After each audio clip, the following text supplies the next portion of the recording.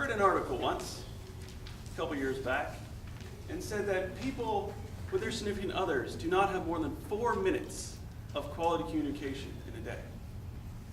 Now, who among you thinks that's not the case? Who thinks, by a show of hands, that you must have more than 4 minutes of quality communication with your significant other? I think I do. Mr. Toastmaster and fellow Toastmasters, I'm here to tell you that that is not, as we all believe, so easy to do. Think about your day. Think about mine, specifically, because I'm up here. So you wake up in the morning. You roll out of bed. It's like, hi, honey. How are you? I'm great. I'm not awake yet. Go to the shower. Is that quality communication? I don't think so. I'm still pretty much asleep. So I don't think that counts. So you take your showers. You get out. You get dressed. And, and then, of course, you got to get the kids ready. So then the next question. Honey, what'd you get the kids for lunch? Oh, they're going to have ham sandwiches and a ham sandwich here, peanut butter jelly here. Okay. Was that quality communication? I don't think so. Because we still haven't had any good conversation. That's just, I got to get through my day. So finally, you leave the house. Bye, honey. Love you. You go to work. Now, this is what always interests me. Because you go to work, and for example, I work at the Franchise Tax Board, and I will talk to taxpayers for 20 minutes straight. I will talk to coworkers about absolutely nothing for half an hour straight. And then, at least another 10 minutes after that to actually talk about work. But for them, I will have a quality communication. Because, hey, I just talked for 30 minutes, we connected, we had a great time. It's like, well, why can't I do that with my wife?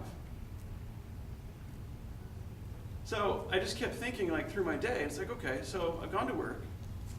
So now I'm on my way home. I pick up the kids from daycare.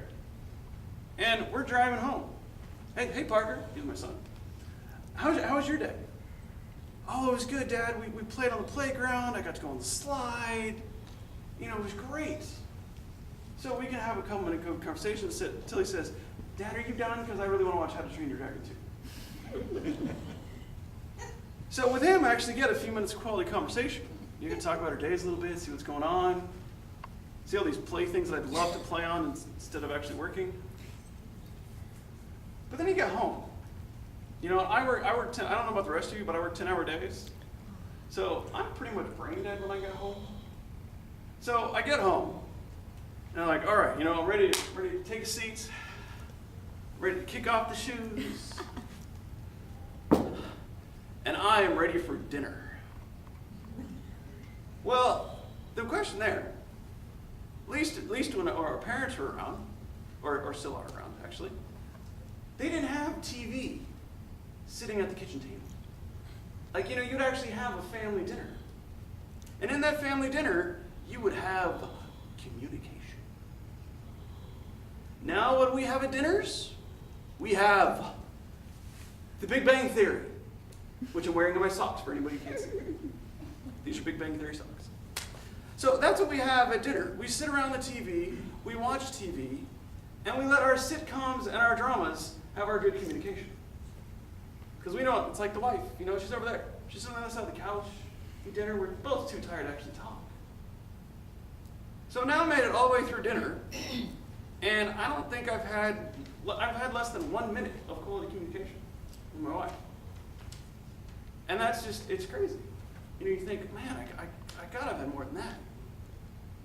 So then finally, you get after dinner, and you gotta take the kids to the bath, right? You gotta get them all cleaned up and all ready to go. I have 2 young ones, so yeah, you gotta get them all cleaned up. It's like, again, I can talk to them in the bath. I can have great conversations while they're sitting in the bath. But what's the wife doing? Well, if I'm in the bath, she's probably doing the dishes, doing something else. She's not sitting there with me. Baths are usually pretty small. You don't have 2 adults and a couple kids in there and try to squeeze everybody in. Let's have quality communication while we're in the bath. That's not usually how it works. So you finally get them off to bed after that bath. And you're exhausted. You had a long day at work. You've chased kids for a couple hours.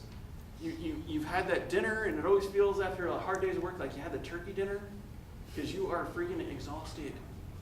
You're like, I can't even think anymore. I'm just so tired. So then you finally head towards bed. Like, okay, now's my chance. I'm going to have the big quality communication. Good night, honey. Good night. And that's pretty much how it ends. I mean, you would think you would have a conversation like, hey, how was the day? How'd it go? But I don't know for the rest of you, most of those conversations for me, then, yeah, the day was fine. You know, that's why it's just, good night. So once in a while, I would like to have more quality communication with my wife. And that is why God created date nights. That is the one day a week I can actually have quality communication with my wife. Because we go out to dinner, have a great dinner. More importantly, it's a dinner without kids, and the TV is on the other side of the bar. So I really have to look if I really want to see it. I can still score check, but I'm not actually watching it. So that is the one time I can have quality communication. So I would just like you all to think about this, about that few minutes of quality communication you have with your significant other, with your friends, and try to have more of it. Because for all the minutes in the day, not many of us spend more than 4 minutes having quality communication. Thank you.